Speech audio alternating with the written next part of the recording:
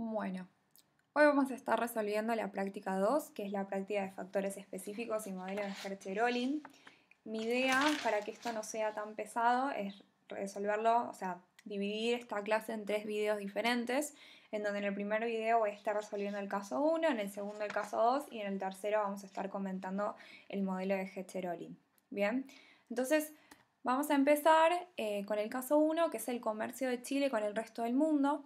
Al principio lo que vamos a hacer es empezar a pensar a Chile como una economía en autarquía y después vamos a ver qué pasa cuando se abre al resto del mundo. Bien, y lo que nos dice la consigna es que en Chile se puede producir maquinaria usando trabajo y capital y cobre usando trabajo y tierra, ¿sí? Y además nos dan que la oferta total de trabajo es igual a 100 unidades.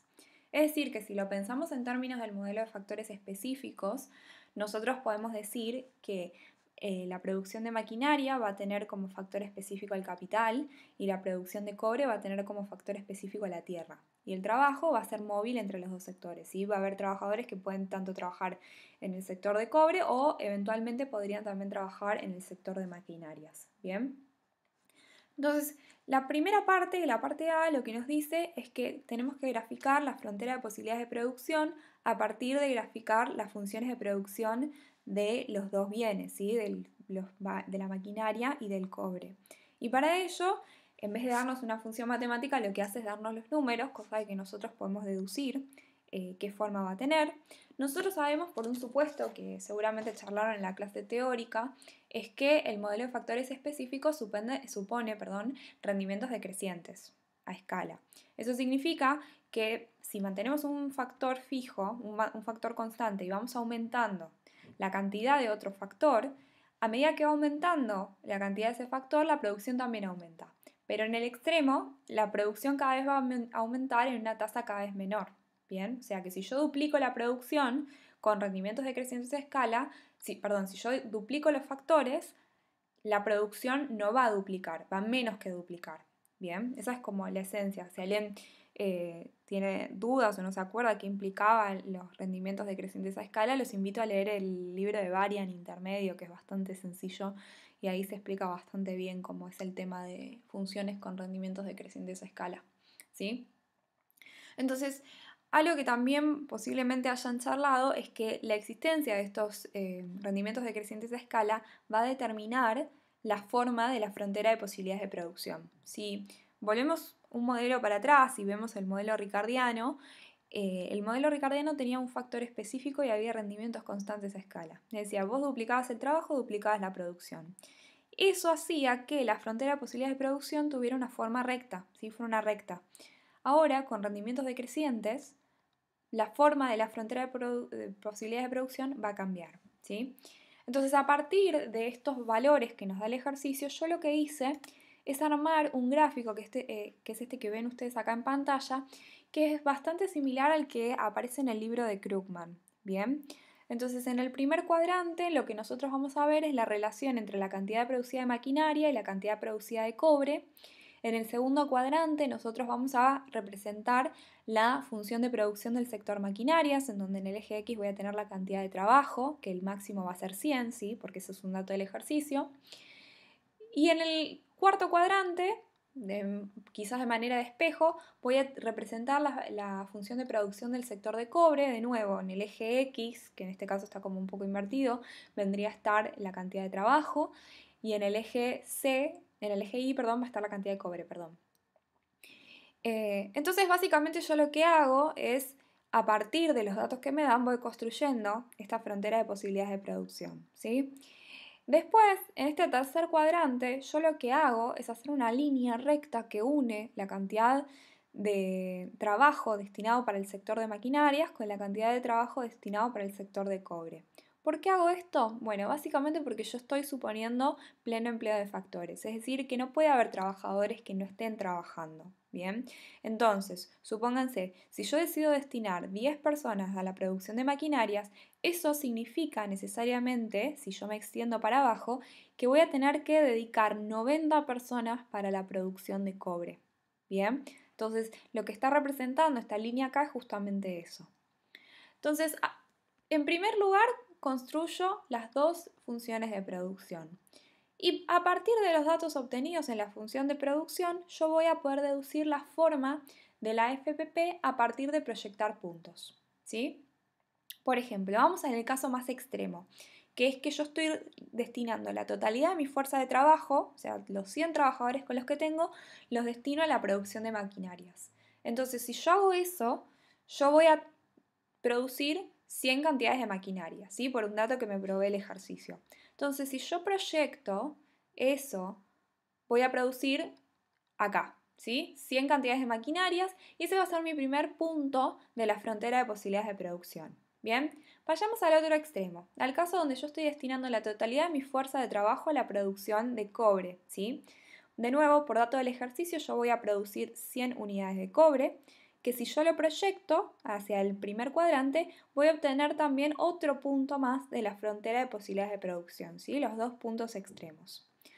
Ahora, ¿qué pasa si yo decido destinar 10 unidades a la producción de maquinaria y por lo tanto 90 unidades a la producción de cobre? ¿Sí?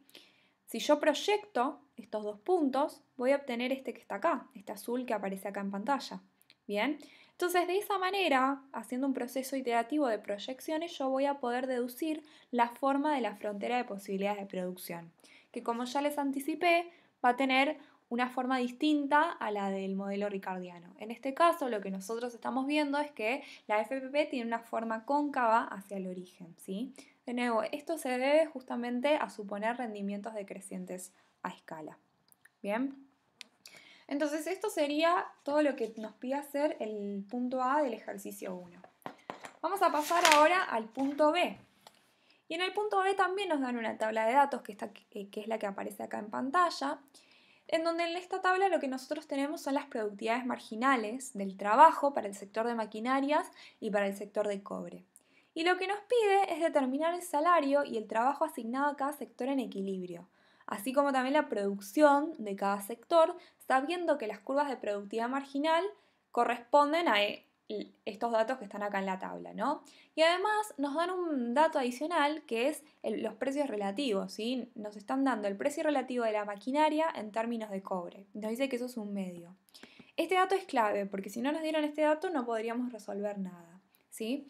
Entonces, lo que vamos a hacer para encontrar todo lo que nos pide es tomar los datos, ¿sí? Todo esto y usar las definiciones que nosotros ya sabemos, ¿sí? De condición de equilibrio y empezar a trabajar con eso, ¿sí? Entonces, vamos a partir del dato, precio relativo de maquinaria en términos de cobre igual a un medio, y nosotros como nos están pidiendo datos en equilibrio, lo que vamos a hacer es plantear la condición de equilibrio, ¿bien?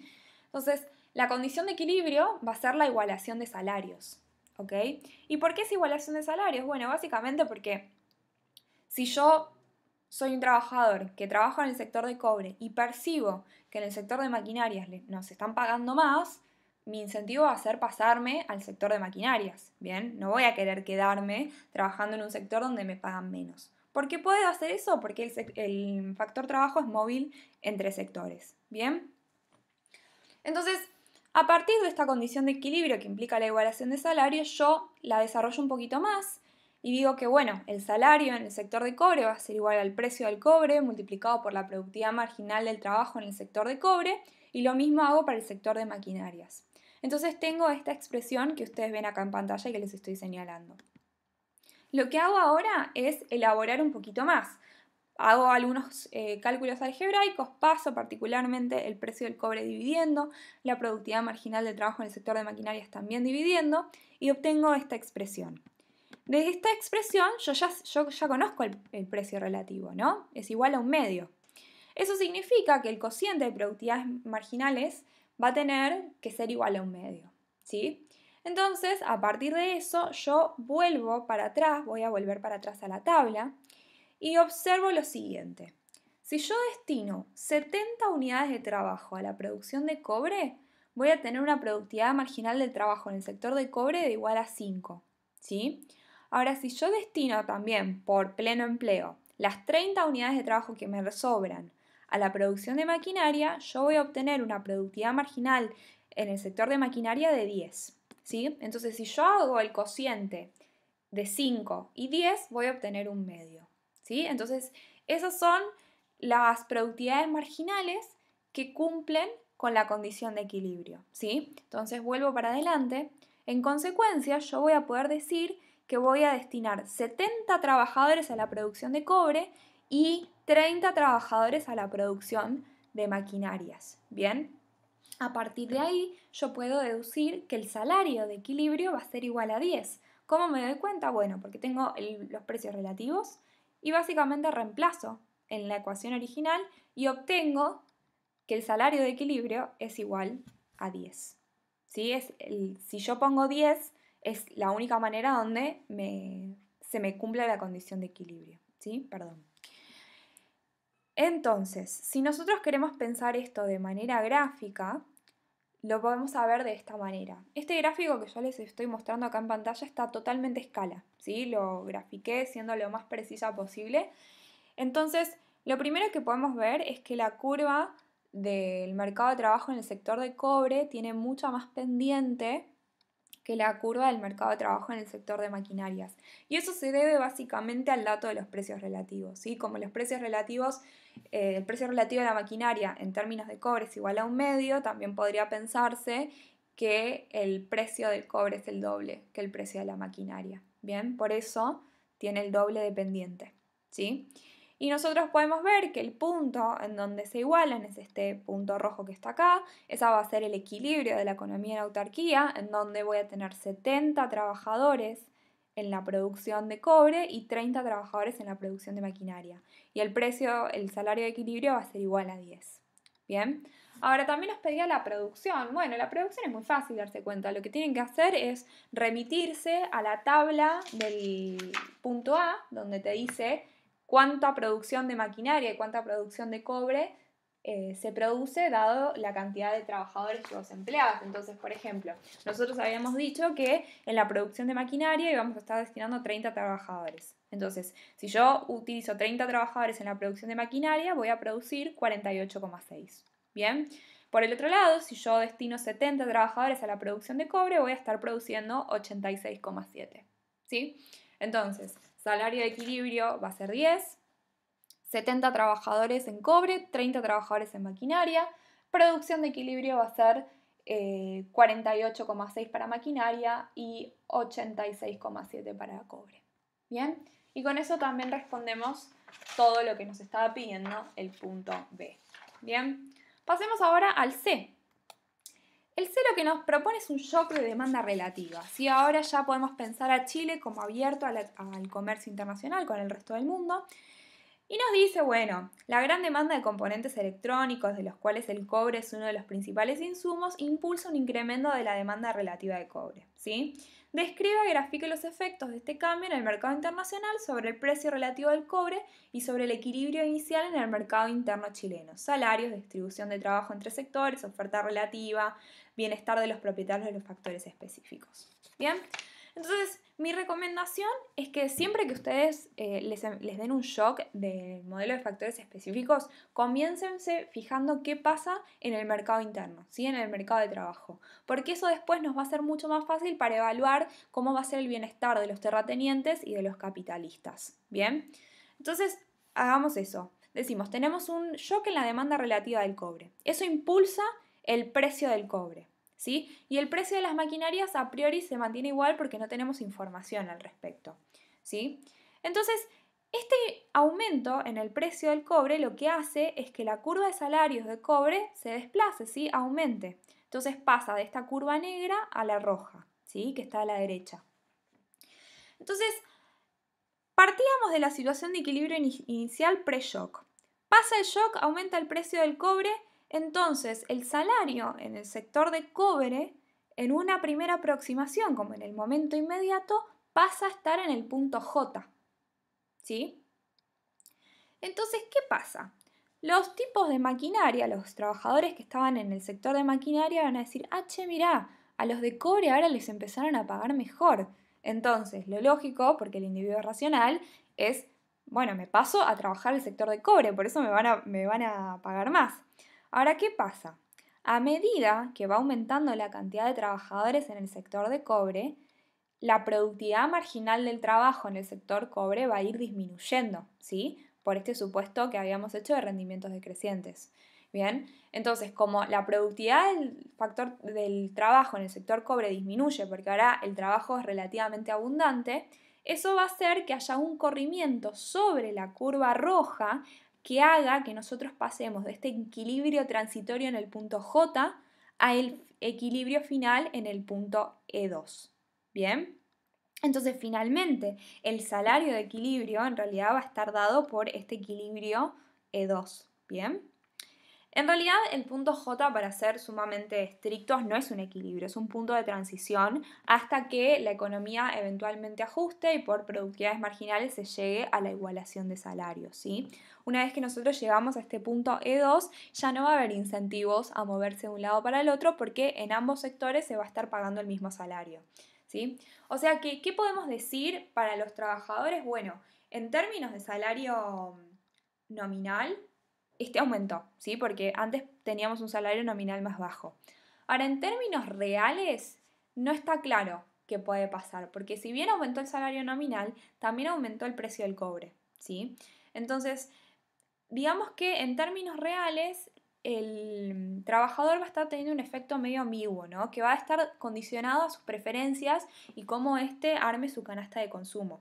Porque, por ejemplo, si el tipo tiene una canasta de consumo en donde consume totalmente cobre, va a estar peor. ¿Por qué? Porque fíjense que la variación del precio es la diferencia entre el punto E1 y el punto J, ¿sí? O sea, el corrimiento de la curva. Esa es toda la variación de precios.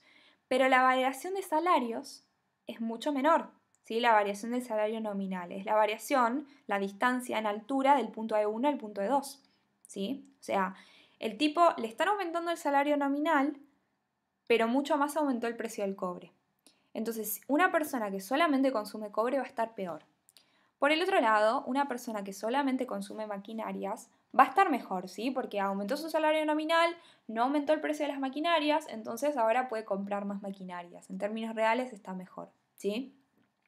Pero la verdad es que nosotros no conocemos cómo se componen las canastas de consumo de cada consumidor, entonces la verdad es que no podemos decir qué pasa certeramente con el bienestar de los trabajadores. ¿Bien?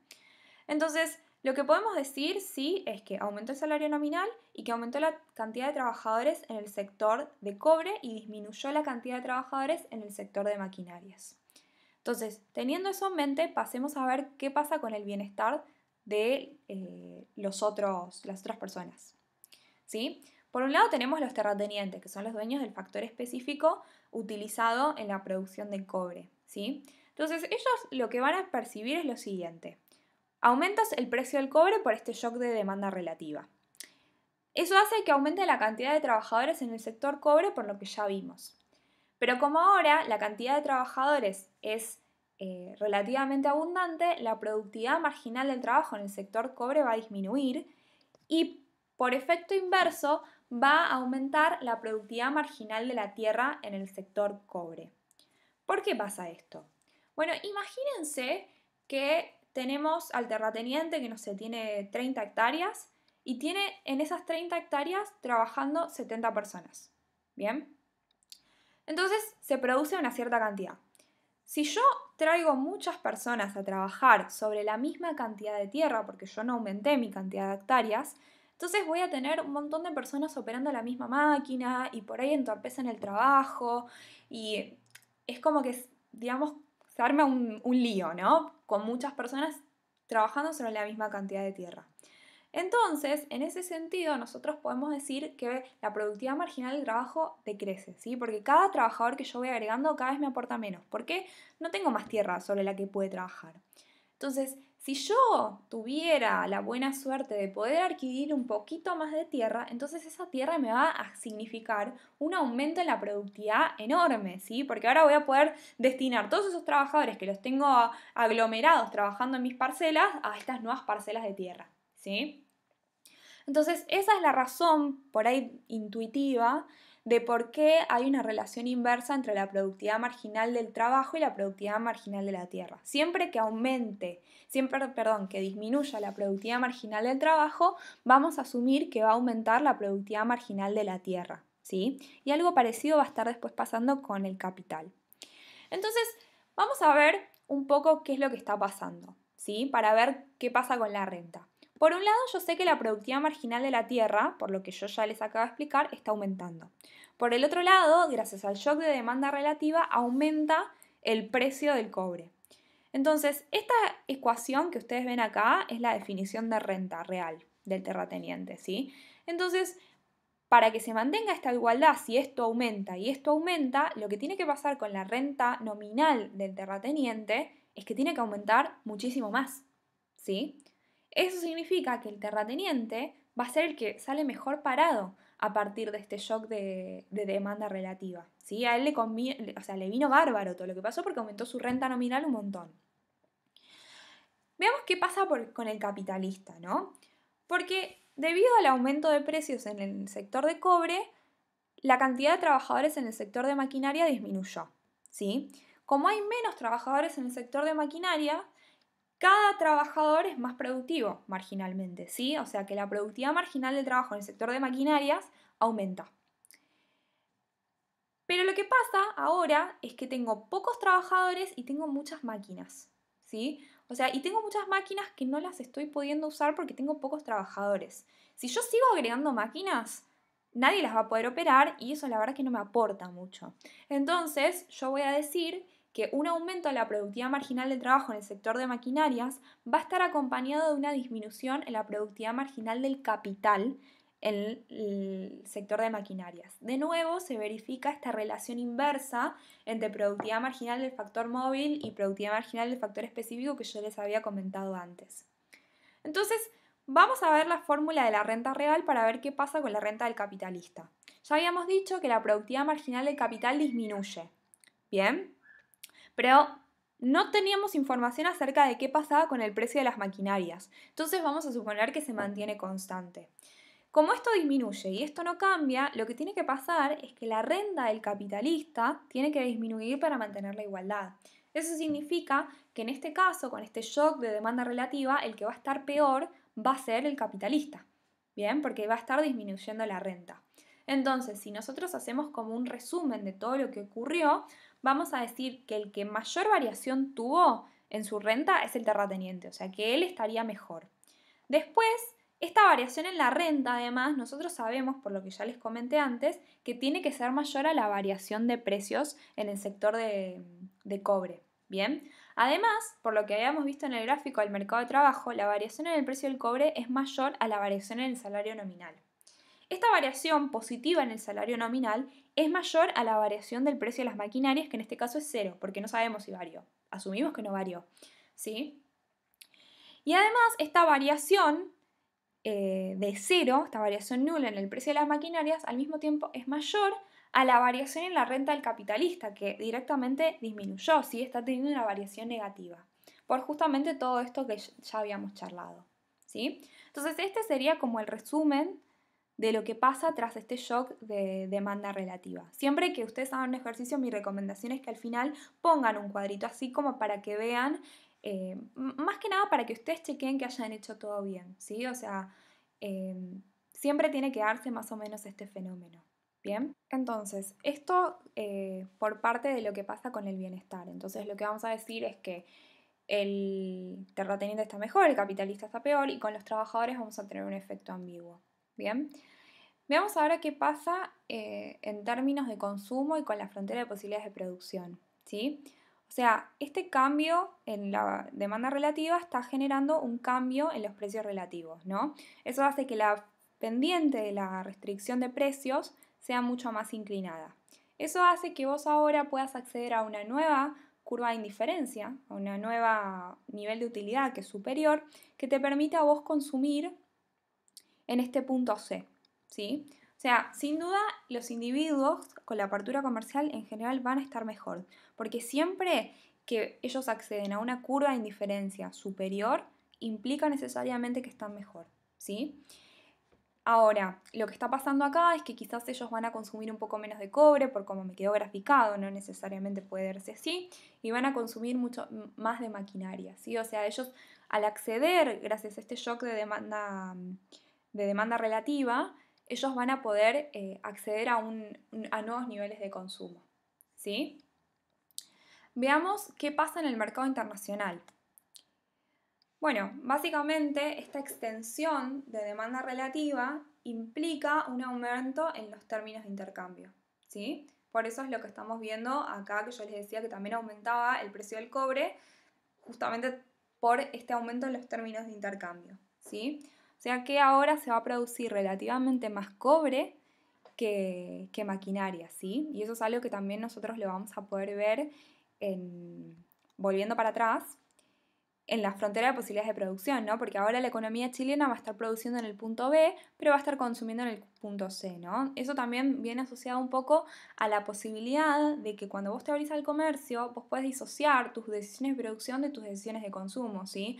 Cuando vos estás en autarquía, vos tenés que comer lo que producís, ¿sí? Ahora, cuando te abrís al comercio, esto no necesariamente es así. En particular, con este shock de demanda relativa, vos vas a estar aumentando tu demanda relativa de cobre en este punto B, porque vas a producir mucho más, si lo comparamos con el punto A, que es el punto de autarquía, y previo al shock, y vas a consumir en el punto C. ¿Bien? Entonces, esto es una manera también de verlo en términos del mercado internacional. Lo que vemos es un corrimiento hacia la derecha y hacia arriba de la demanda relativa de cobre. ¿Bien? Entonces, esto concluye un poco lo que era el punto C. Vamos ahora finalmente al punto D, que el punto D lo que nos dice es que hay una nueva tecnología que permite acceder a una antigua mina de explotación, incrementando la oferta de cobre chilena. O sea, básicamente lo que está pasando es que está habiendo un shock en donde aumenta la cantidad de tierra disponible, ¿sí? Está aumentando el factor específico para la producción de cobre. Bien, entonces lo que nosotros vamos a ver es como hay un aumento en la oferta relativa del cobre en Chile, es un corrimiento justamente hacia abajo y hacia la derecha de la oferta relativa. Y eso va a tener un efecto sobre los precios, ¿sí? En particular está habiendo una disminución en los términos de intercambio, ¿sí?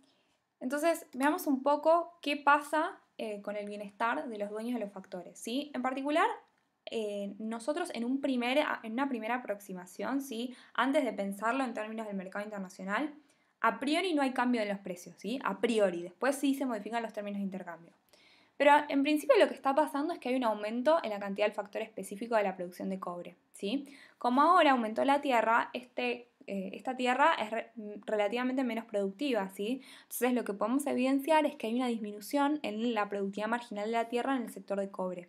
Por una relación inversa, nosotros vamos a ver que hay un aumento en la productividad marginal del trabajo en el sector de cobre, por todo lo que yo ya les había explicado, ¿sí? Entonces, en el mercado interno de Chile, yo voy a percibir disminuye la productividad marginal del trabajo, no se afecta el precio, porque al principio no hay un problema de precio, sino que se encontró más tierra, y eso, sorprendentemente, hace que baje la renta del terrateniente, ¿sí? O sea, es re loco, ¿no? Porque uno pensaría que si encontró más tierra para explotar estaría mucho más contento, pero en realidad, o sea, está pasando este efecto de por los rendimientos decrecientes disminuye la productividad marginal de la tierra y como no hay un cambio en los precios al principio, la renta del terrateniente está peor, ¿sí? Justamente, o sea, esto se debe a los rendimientos decrecientes, ¿sí? Esto lo repito muchas veces porque claramente este supuesto tiene implicancias en términos de resultados muy importantes para este modelo. Después, lo que vemos también es que como aumenta la productividad marginal del trabajo en el sector de cobre, eso hace que haya un desplazamiento en la curva de salarios, ¿no? O sea que va a haber en definitiva, a priori también, mayor cantidad de personas en el sector de cobres. Eso va a implicar que haya menos personas en el sector de maquinarias, lo que va a aumentar la productividad marginal del trabajo en el sector de maquinarias y por relación inversa va a disminuir la productividad marginal del capital en el sector de maquinarias. Entonces, si pensamos en la renta del capitalista, lo que va a estar pasando es que va a disminuir la productividad marginal del capital, el precio no se va a mover, entonces la renta nominal va a bajar, ¿sí? Es decir, que todo este hallazgo de tierra, que por ahí uno pensaría que es bueno, en definitiva termina arruinando las rentas del terrateniente y del capitalista, ¿sí? ¿Qué pasa con los trabajadores? Bueno, su salario nominal va a aumentar porque está habiendo un aumento en la productividad marginal del trabajo, ¿sí? En ambos, tanto en el sector de cobre como en el sector de maquinarias. Pero en términos reales, no sabemos bien, porque como eventualmente se modifican los precios relativos en el mercado internacional, vamos a seguir diciendo que va a tener un efecto ambiguo, ¿sí? Si no se modificaran los precios a nivel internacional, si estuviéramos en autarquía, los tipos están mejor, porque aumenta su salario nominal y no se modifican los precios.